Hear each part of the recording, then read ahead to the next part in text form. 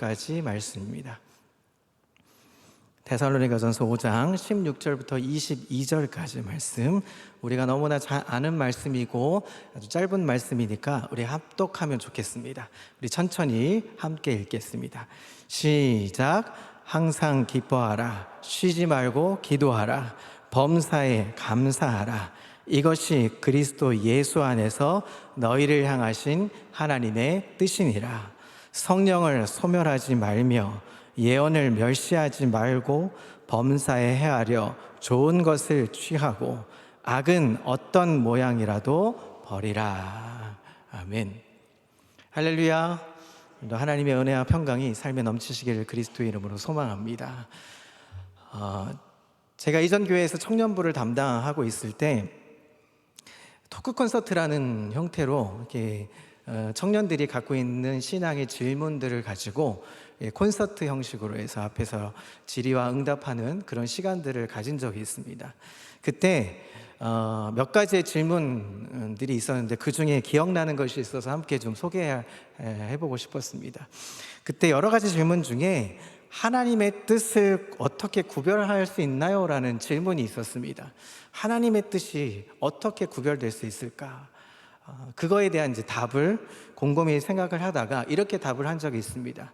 무슨 일을 결정할 때, 우리가 결정을 할 때 당신이 손해보는 쪽으로 선택하라고 이야기를 했습니다. 우리가 무슨 일을 결정할 때 이것이 과연 하나님의 뜻인가 아닌가 하는 것을 우리는 자주 고민을 하죠. 어떤 일을 할 때, 어떤 것을 결정할 때 우리는 이게 하나님 뜻인가 아닌가를 고민하죠. 그런데 아무리 고민하고 끙끙거리면서 무슨 일을 결정하여도 사실은 들여다보면 하나님의 뜻을 순종하기보다는 나의 욕심대로 결정하기가 쉽다는 것입니다. 그래서 손해보는 쪽으로 결정하면 대부분 하나님의 뜻에 맞을 거다라고 청년들에게 얘기한 적이 있습니다. 늘 안위를 삼고자 하는 것은 이것이 하나님께서 기뻐하시는 뜻이겠지 하고 추측하는 겁니다. 그러면서도 불안해하고 자신 없어 하는 이유가 뭘까요? 이것이 하나님의 뜻일 거야 라고 결정을 하고 그 길을 가는데 왠지 불안하잖아요. 왠지 뭔가 이거 아닌 것 같은 자신 없어 하는 이유가 과연 뭘까요? 내가 지금 하고자 하는 일이 주님의 뜻이 아니라면 괜히 고생하고 손해보는 것은 아닐까 하는 염려 때문은 아닌지 모르겠습니다. 결국은 하나님의 뜻이라고 하면서 성경 구절까지 인용하면서 자신을 위로해보고 있지만 깊은 곳으로 들어가 보면 그 깊은 곳에서 나오는 기쁨과 감사가 있는가 하는 것을 점검해보면 사실은 그렇지 않을 때가 참 많이 있다는 겁니다. 사랑하는 성도 여러분, 그러면 무엇을 어떻게 해야 할까요? 우선 하나님의 뜻을 알아야겠죠. 하나님의 뜻이 어떤 것인지 알아야겠죠. 그러면 하나님의 뜻은 어디에 있습니까? 바로 성경에 있습니다. 이게 답이겠죠. 아주 명백하게, 아주 선명하게 하나님의 뜻이 나와 있습니다. 그런데도 자꾸만 하나님의 뜻이 무엇냐고 묻는 것은 사실은 하나님의 뜻을 알고 그 뜻에 순종하고자 하는 것보다는 어떻게 하면 나의 뜻이 아주 무리 없이 순조롭게 잘 이루어질까 하는 그 염려에서 기원된 것은 아닐지 모르겠습니다.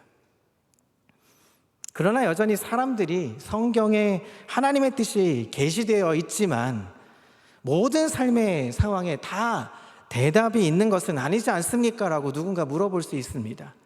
아니, 성경에 답이 있다고 말하지만 모든 상황이 다 그 답을 해결해 주지 않지 않습니까? 라고 물어볼 수 있겠죠. 그래서 이런 질문들의 답들이 우리가 기독교 서점이나 이런 서점들을 들여다보면 이런 하나님의 뜻에 관련되어 있는 책들은 참 많이 찾아볼 수가 있습니다. 구태여 신학서적이 아니어도 신앙서적들을 찾아보면 하나님의 뜻은 어딘가 이런 것들을 많이 소개되어 있죠. 이런 것들을 찾아보면서도 하나님의 뜻을 구별하는 방법이 되기도 할 겁니다. 팀 라헬이라는 보수 신학자가 있습니다. 이 신학자가 어떻게 하면 하나님의 뜻을 알 수 있습니까? 라는 책을 하나 썼습니다. 그 책의 한 일부분을 한번 소개하려고 합니다. 우리가 운전을 할 때 도로 표지판을 보고서 가듯이 하나님의 인도하심을 받아가는 방법들에 대해서 소개를 하고 있습니다. 총 8가지를 말하고 있는데요. 순종, 기도, 성령, 상황, 마음의 평안, 우리 자신의 소원, 신실한 충고, 상식, 이 8가지를 말해주고 있습니다. 자, 이것들이 어느 정도 하나님의 뜻을 분별하는 데 도움이 되기는 합니다. 상식적인 것, 기도하는 것, 순종하는 것, 마음의 평화를 얻는 것, 이런 것들을 가지고 우리가 하나님의 뜻이다 분별해 볼 수는 있겠죠. 도움이 되기는 하지만 그러나 성경에서 하나님의 뜻은 모호하지 않습니다. 성경은 분명하고 선명하게 하나님의 뜻이 나와 있습니다. 그러니까 주변의 어떤 상황이나 마음의 평안보다 성경을 제대로 하나를 알면 하나님의 뜻이 보인다는 것이죠. 그런데 문제는 하나님의 뜻이 내 뜻과 맞지 않기 때문에 문제가 발생된다는 겁니다. 오늘 말씀은 하나님의 뜻을 3가지로 아주 분명하고 선명하게 밝혀주고 있습니다. 뭐라고요? 항상 기뻐하라. 쉬지 말고 기도하라. 범사에 감사하라. 하나님의 뜻입니다. 그리스도 안에서 우리를 향하시는 하나님의 뜻이라고 오늘 선명하게 분명하게 우리에게 말씀해 주고 있습니다. 그러면 이렇게 하는 것이, 항상 기뻐하고 쉬지 말고 기도하고 범사에 감사하는 것이 하나님의 뜻이기에 이렇게 하라. 그러면 하나님이 기쁘고 하나님 항상 기쁘고 범사에 감사하게 될 것이다 하는 말씀보다 사실은 더 깊은, 더 심오한 내용들이 담겨져 있습니다. 우선 우리가 이런 말씀을 대하면 어떤 상황에서도 기뻐하고 기도하고 감사하자, 이것이 하나님의 뜻이라고 정리하고 기뻐하고 감사하려고만 합니다. 그런데 우리는 삶을 돌아보면 늘 기쁘십니까? 대답이 없으시네요. 항상 기쁘십니까? 항상 감사하십니까? 늘 기도하십니까? 결코 그렇지 못하다는 거죠. 그래서 특별한 새벽, 특별한 부흥에 이 특별한 자를 붙이기도 합니다. 왜냐하면 우리는 항상 그렇지는 못하니까요. 기쁨은 순간입니다. 그러나 슬픔은 아주 오래 갑니다.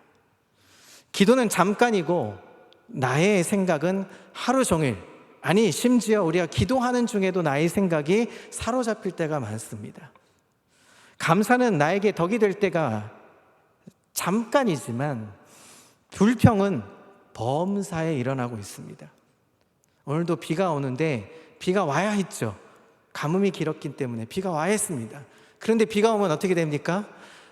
비가 오면 교회 가는데 불편하고, 비가 오면 이 발 다 젖고 옷도 다 젖어. 이러시지 않습니까? 이것이 우리의 모습인데 어떻게 하나님의 뜻대로 살 수 있겠습니까? 그래서 하나님 말씀은 하나님께서 이루시지 않으면 인간이 도통 해결할 수 없는, 이루어낼 수 없는 것입니다. 자, 한번 따라해 볼까요? 하나님께서 이루시지 않으시면 우리는 해낼 수가 없다. 이게 정답이죠. 이럴 수밖에 없습니다. 자, 그러면 어떻게 하나님께서 이 말씀을 이루어내시기는 걸까요?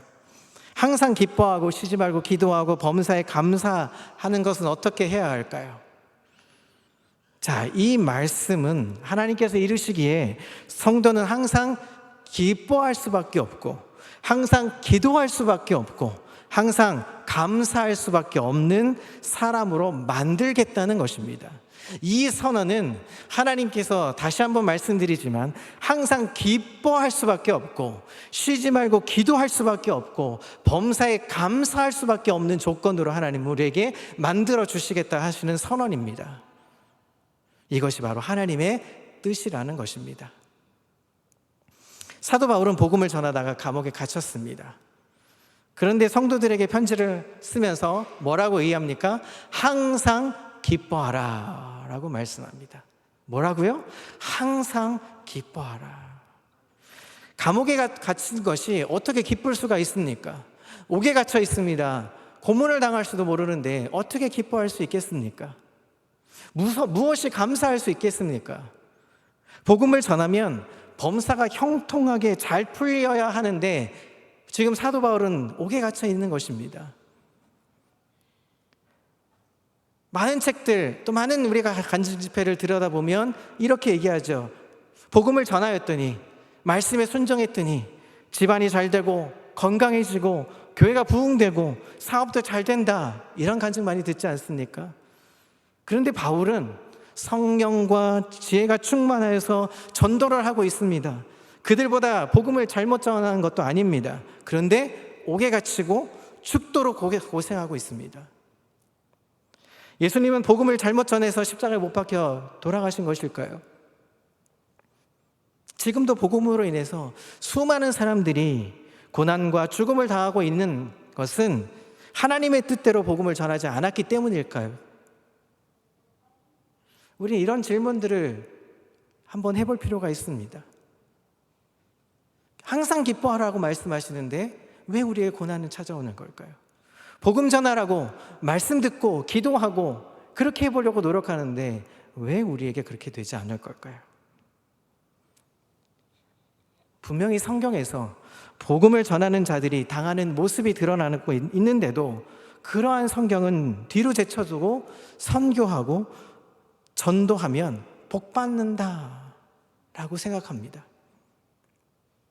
많은 나라들이 그랬죠.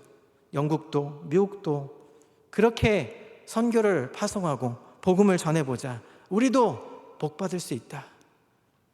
그러나 여러분 보십시오. 그렇지 않은 형편들이 얼마나 많이 있겠습니까? 그런 강대국들도, 믿음의 강대국들도 그렇게 휘청거린다면 그러면 도대체 무엇을 기대해야 할까요? 바울이 복음을 전하다가 얼마나 많은 죽을 고생을 했겠습니까? 그런데도 기뻐하고 감사하는 이유가 무엇이 있겠습니까? 그것은 비록 자신이 감옥에 갇히더라도 하나님의 뜻이 막히지 않는다는 사실 때문입니다. 하나님의 복음이 절대로 끊어지지 않는다는 사실 하나만으로 기뻐하고 있다는 것입니다. 감사하고 있다는 것입니다. 그리고 기뻐하라고 하는 이유는 자신이 지금 믿음으로 의롭다함을 받은 그 기쁨으로 인한 것입니다. 그러니 이제까지 귀하다고 여기는 모든 것들을 뭐라고 밝힙니까? 여태까지 내가 아꼈던 것, 내가 귀하게 여겼던 것이 다 배설물로 여겼다라고 말합니다. 참된 기쁨을 찾았기에 지금까지 알고 있었던 기쁨은 다 쓰레기였다라고 밝히고 있습니다. 이러한 말씀들이 빌립보서에 수도 없이 기뻐하라고 이야기하고 있습니다. 자, 한 곳만 좀 찾아보겠습니다. 자, 빌립보서 4장 4절부터 7절, 우리가 잘 아는 말씀입니다. 함께 읽어보겠습니다. 시작. 주 안에서 항상 기뻐하라. 내가 다시 말하노니 기뻐하라. 너희 관용을 모든 사람에게 알게 하라. 주께서 가까우시니라. 아무것도 염려하지 말고 다만 모든 일에 기도와 간구로 너희 구할 것을 감사함으로 하나님께 아뢰라. 그리하면 모든 지각에 뛰어난 하나님의 평강이 그리스도 예수 안에서 너희 마음과 생각을 지키시리라. 아멘이십니까? 자, 옥에 갇힌 신세인데 여러분 아멘이 나오실까요? 여러분은 옥에 갇혔습니다. 복음을 전하다 옥에 갇혔습니다. 이렇게 말할 수 있겠습니까? 아멘이라고 말할 수 있겠습니까? 제가 이 본문을 대하면서 정말 나는 기뻐할 수 있는가 고민했습니다. 옥에 갇혔는데, 감옥에 있는데, 교도소에 있는데 내가 기뻐할 수 있을까? 그것도 하나님 말씀 전하다가 옥에 갇혔는데 내가 과연 기뻐할 수 있을까? 감사할 수 있을까? 함부로 제가 아멘이라는 소리를 할 수가 없었습니다. 자, 그런데 5절을 한 번 더 보시죠. 자, 5절에 뭐라고 선명하게 나와 있습니까? 빨간 글씨로 한번 읽어봅시다. 시작. 주께서 가까우시니라. 재림이 가까워왔다는 겁니다. 그러니 무엇이 그리 염려하고 걱정할 것이 무엇이 있겠습니까? 주께서 곧 오실 거야. 주께서 가까이 계셔요. 이런 생각 때문에 그는 감사할 수밖에 없는 것이죠. 기뻐할 수밖에 없는 것이죠. 여러분, 군대 얘기를 하면 제일 별로 안 좋아하시지만 군대 얘기하면 이런 얘기는 아마 한 번쯤 들어보셨을 겁니다. 거꾸로 매달려도 국방무식에는 뭐라고요? 돌아간다. 펄펄 뛰는 젊은이들이 군대를 가면 이 통제사회에 가두었으니까 얼마나 답답하고 힘들겠습니까? 감옥처럼 여겨질 겁니다. 지금은 짧아졌다고 말하지만 그래도 뭐 좀 편해졌다고 말하지만 그래도 군대 가는 것은 여전히 싫어하죠. 힘들어니까요. 신성한 국방의 의무 그런 것 그 군인들에게 얼마나 그렇게 있겠습니까? 하루빨리 뭘 생각합니까? 들어가자마자 날짜를 세면서 내가 제대할 날을 꼽습니다. 그러니 지금 사도 바울은 뭐라고 생각합니까? 주님의 날이 가까워오니까 어떤 마음이 듭니까? 아, 주님의 날이 가까우니까 내가 기뻐할 수 있어. 주님의 날이 가까우니까 나는 감사할 수 있어. 하나님이 나와 함께 하시니까 감사할 수 있어. 이 고백을 할 수 있는 겁니다.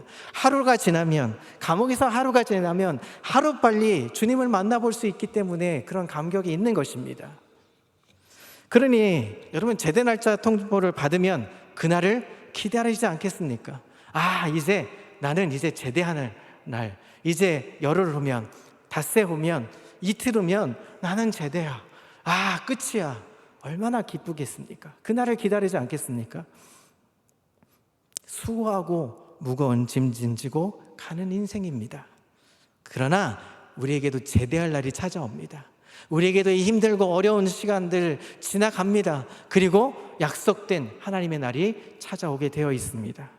그날이 심판의 날이 되는 사람도 있는가 하면 영광의 날이 되는 사람들도 있습니다. 사랑하는 성도 여러분, 그러면 성도란 어떤 사람들입니까? 성도란 그날에 영광의 주를 배움는 사람들, 영광의 주를 바라보는 사람들, 영광의 주를 만나는 사람들인 것입니다. 이것 하나로 평생 기쁠 수 있겠습니까? 예수님을 만난다는 이 사랑, 이 마음의 소망을 가지고 나아가면 우리는 기쁠 수가 있는 것이죠. 그래서 아까 우리 빌립보서 이야기했던 외울 수 있는 이 말씀, 기쁨으로 충만하도록 아무것도 염려하지 말고 모든 일에 기도와 간구로 너희 구할 것을 감사함으로 하나님께 아뢰라. 그러면 모든 제각에 뛰어난 하나님의 평강이 너희 마음과 생각을 지켜주겠다. 하나님의 약속을 받았기에 그 약속하신 바가 이루어지기에 어떠한 상황에도 기뻐할 수 있고 감사할 수밖에 없는 것입니다.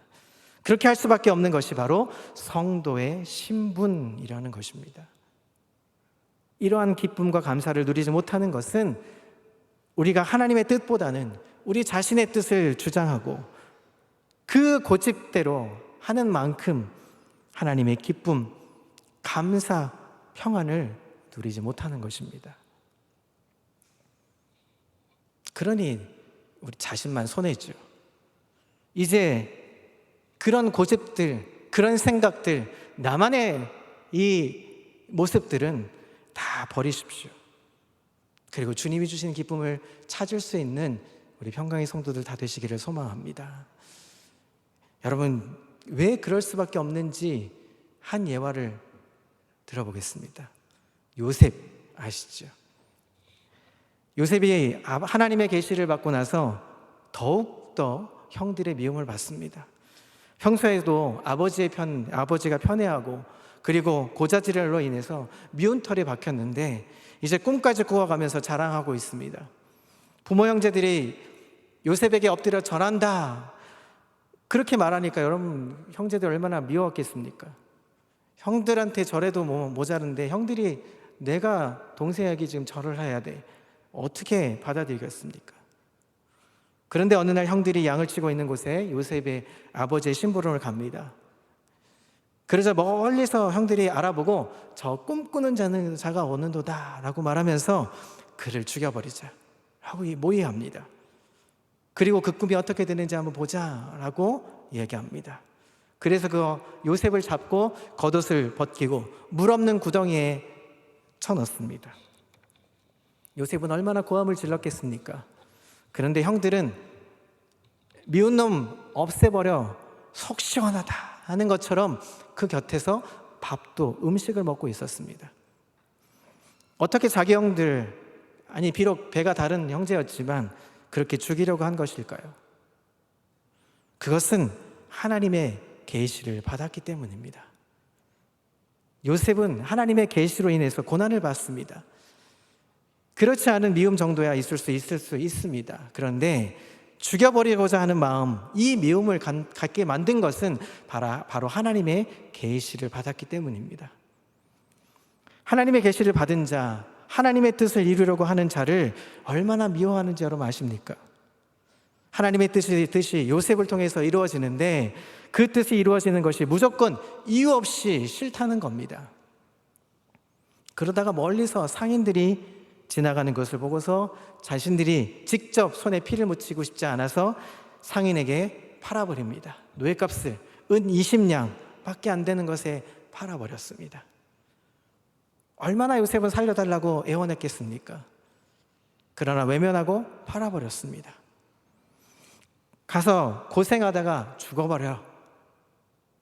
그리고 요셉은 어떻게 됩니까? 보디발 바로의 왕의 시위대장이었던 보디발 장군의 집에 노예로 팔려갑니다. 그런데 성경은 그때 당시를 뭐라고 하냐면 성경에서는 형통하였더라라고 말합니다. 뭐라고 말했다고요? 형통하였더라. 그곳에서 정직하고 성실하게 하나님 앞에서 열심히 그 일들을 감당합니다. 그런데 이 여주인의 유혹에 빠지지 않고 거절하게 되자 모함을 받고 또 옥에 갇힙니다. 여러분, 이게 무슨 형통입니까? 계시를 받았거든요. 하나님이 요셉을 세우시겠다고 말씀하셨는데 그는 지금 고난을 연속적으로 받고 있습니다. 그것을 형통이라고 말할 수 있겠습니까? 그러나 범사에 형통하다고 계속 이야기하고 있습니다. 하나님 앞에서 바르게 산 것이 왜 감옥에 갇힐 일일까요? 그리고 감옥에서 뭐라고 얘기합니까? 술 맡은 관원장, 떡 맡은 관원장의 꿈을 해석해 주면서 내 이 억울함을 좀 잘 얘기해 주셔서 날 좀 풀어주십시오 라고 요청을 합니다. 알았다 하고 했지만 잊어버렸죠. 몇 년이요? 2년 동안을 잊어버렸습니다. 그러나 그렇게 된 것이 형통이었다라고 말합니다. 바로가 2년 후에 꿈을 꾸게 되자 그제서야 술 맡은 관원장이 요셉을 기억합니다. 그때 요셉의 나이가 30세였습니다. 이제 관리로 나아갈 나이가 되었던 것이죠. 그러니 그렇게 억울한 일을 당하는 것이 하나님의 때를 이루시기 위한 하나님의 뜻이었음을 자기 형들의 양식을 구하러 왔을 때에야 그제서야 알게 된 것입니다. 그가 총리가 됐을 때도 알지 못했습니다. 그의 형들이 찾아왔을 때 비로소 그것을 알게 되었다는 것이죠. 그런데 그 형들에게 바로 자신을 드러내지 않습니다. 일부러 고생을 시킵니다. 감옥에 가두기도 하고 볼모로 잡기도 하고 나중에는 동생 베냐민의 그 자료 속에 요셉의 은잔을 넣어서 시험을 통해서 결국은 자신들이 죄를 깨닫게 하죠. 그리고 자신들이 죽어 마땅한 죄인임을 알고서 그제서야 자신의 정체를 밝히면서 뭐라고 얘기했냐면 당신들이 나를 이렇게 팔았으므로 근심하지 마소서, 한탄하지 마소서. 하나님이 생명을 구하시려고 나를 당신들 앞서 보냈나이다. 요셉이 드디어 자신의 고난의 의미를 그제서야 알게 된 것입니다. 결국 희생당한 자가 희생시킨 자를 살리려는 그리스도의 모형을 보여주었던 것입니다. 사랑하는 성도 여러분, 오늘 우리에게도 예수 믿음으로 오는 여러 가지 고난이 있습니다. 그러한 고난들을 왜 허락하셨을까요?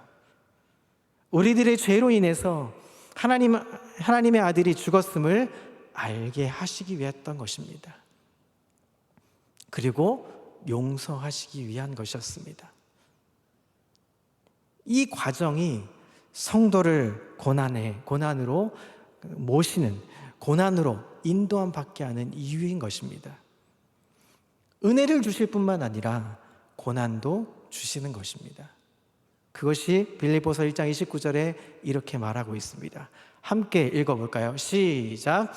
그리스도를 위하여 너희에게 은혜를 주신 것은 다만 그를 믿을 뿐 아니라 또한 그를 위하여 고난도 받게 하려 하심이라. 우리에게 믿음만 은혜로 주시는 것이 아니라 고난도 은혜로 주어지는 것입니다. 우리 자신을 생각할 때 은혜로 말미암아 주시지, 아니 왜 고난까지 꼭 주셔야 하는가, 고난을 은혜라고 말할 수 있는가 하시겠지만, 은혜 주심이 누구를 위한 것일까요? 은혜를 주신 것은 나를 위한 것이 아니라 바로 예수 그리스도를 위한 것이었습니다. 우리에게 은혜를 주신 것은 바로 예수 그리스도를 향한 우리의 고백이 있기 때문에 가능한 것입니다.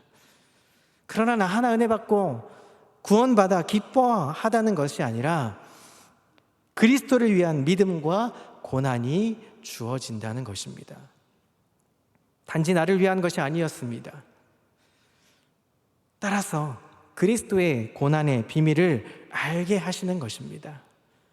그렇게 해서 결국 하나님의 약속에 참여하게 하고 하나님의 아들의 형상을 본받게 하는 것, 협력하여 선을 이루게 하시는 하나님의 뜻이 이루어지게 하는 것이기에 우리는 무엇을 할 수밖에 없습니까?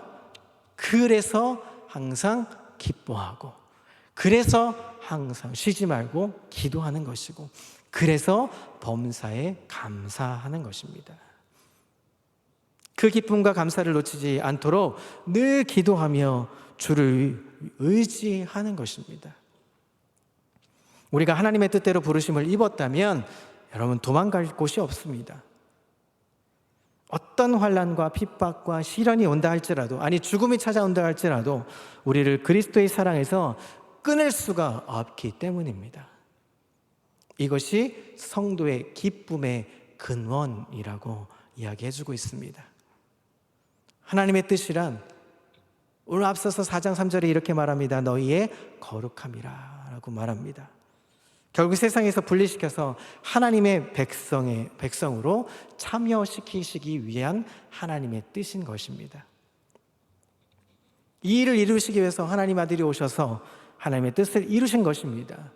그래서 예수님께서 하나님의 뜻을 이루시기 위해서 십자가를 지시고 부활하셨던 것입니다. 요한복음 6장 38절부터 40절 이렇게 말합니다. 내가 하늘에서 내려온 것은 내 뜻을 행하려 함이 아니요 나를 보내신 이의 뜻을 행하려 함이니라. 나를 보내신 이의 뜻은 내가 주신 자 중에 내가 하나도 잃어버리지 아니하고 마지막 날에 다시 살리는 것이니라. 내 아버지의 뜻은 아들을 보고 믿는 자마다 영생을 얻는 이것이니 마지막 날에 내가 이를 다시 살리리라 하시니라. 사랑하는 성도 여러분, 오늘 우리가 예수 그리스도를 믿고 있습니다. 여러분, 예수님 믿으십니까? 아멘이죠. 그렇다면 무엇이 이루어지는 걸까요? 하나님의 뜻이 이루어지고 있는 것 아닐까요? 이것이 있다면 우리는 감옥에 있을지라도 기뻐할 수 있는 것입니다. 감사할 수 있는 것입니다. 신령한 복을 받는 자의 기쁨이 되는 것입니다. 이러한 기쁨을, 감사는 세상이 줄 수 없는, 알 수도 없는 것이라고 말하고 있습니다. 왜 이러한 기쁨과 감사가 없을까요? 우리 안에 기뻐하라, 기도하라, 감사하라, 이 말씀을 수도 없이 외우고 수도 없이 반복해가면서 그렇게 살아야지 해보지만 왜 우리에겐 감사가, 왜 우리에겐 기쁨이 일어나지 않는 걸까요? 이것이 하나님의 뜻 가운데 주시고자 하시는 복들을 싫어하고 세상에 줄 수 있다는 복들로 내 마음을 채우려 하고 있지는 않은 걸까요? 날마다 말씀을 통하여서 자기 자신 부인하고 십자가를 지고 나가야 함에도 불구하고 우리는 그렇지 않는 경우는 많이 있지 않습니까? 십자가를 안 지려고 하고 십자가를 부인하려고 하는 우리의 모습은 아닐까요? 성도는 어떤 것입니까? 성도는 환난 가운데서도 기뻐하는 소망을 가지는 것입니다. 눈에 보이는 소망이 아닙니다. 그리고 하나님의 뜻대로 성령께서 기도하시게 하고 성도는 그리스도의 형상을 본받게 되어 있는 것입니다. 이것이 성도의 기쁨이요 감사요 빼앗길 수 없는 특권인 것입니다.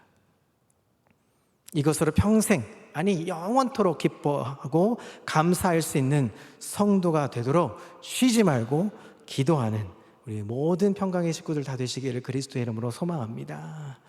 항상 기뻐하고 쉬지 말고 기도하고 범사에 감사하는 것이 하나님의 뜻이라는 것은 결국은 하나님께서 자기 백성들에게 항상 기뻐할 수밖에 없는 것을 주시고 항상 쉬지 말고 기도할 수밖에 없는 것을 주시고 범사에 감사할 수밖에 없는 것을 주실 수 있도록 우리에게 만들어 가신다고 우리에게 선언하고 계신 것입니다.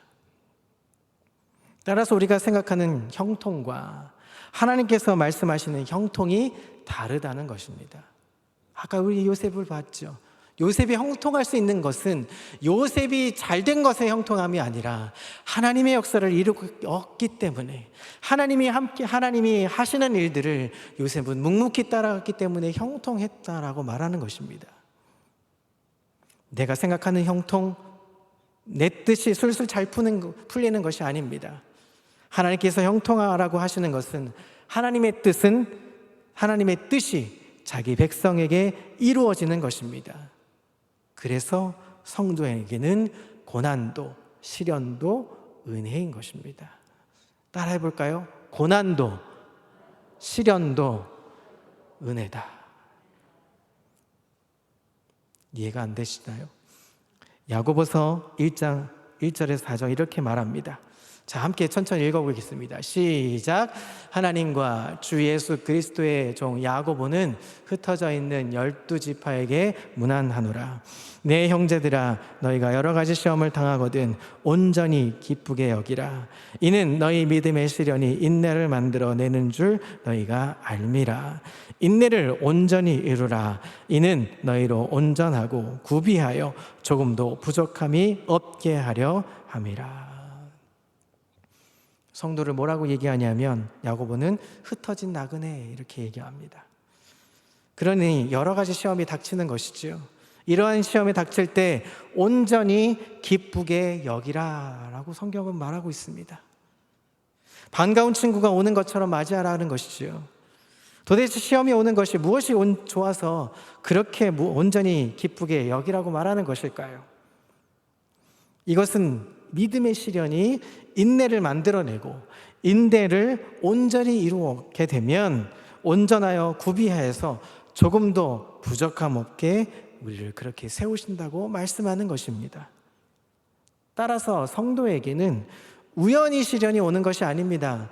반드시 필연적으로 따라오는 것이 바로 시련과 고난인 것입니다. 시련과 시험을 관통하여서 더욱 견고해져서 주님 부르시는 그날까지, 주님이 이 땅에 오시는 그날까지 견실한 믿음을 지키기 위해서 우리는 그렇게 달려가는 것입니다. 자, 마지막, 그런데 주의할 것이 있습니다. 자, 우리가 그렇게 시험을 견디고 그렇게 기뻐하면서 살아가야 되는데 중요한 것 한 가지가 있습니다.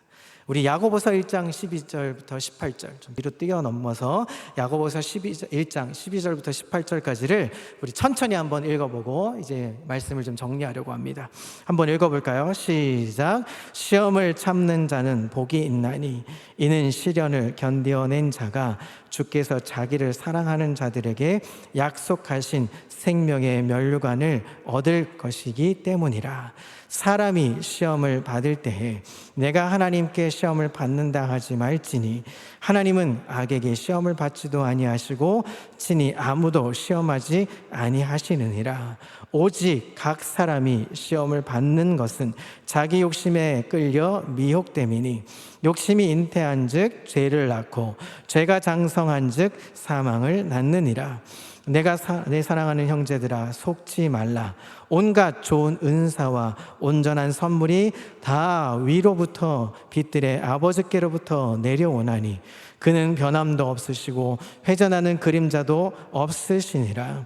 그가 그 피조물 중에 우리로 한 첫 열매가 되게 하시려고 자기의 뜻을 따라 진리의 말씀으로 우리를 낳으셨느라. 자, 시험이 오고는 온전히 기쁘게 여기라고 말하고 있습니다.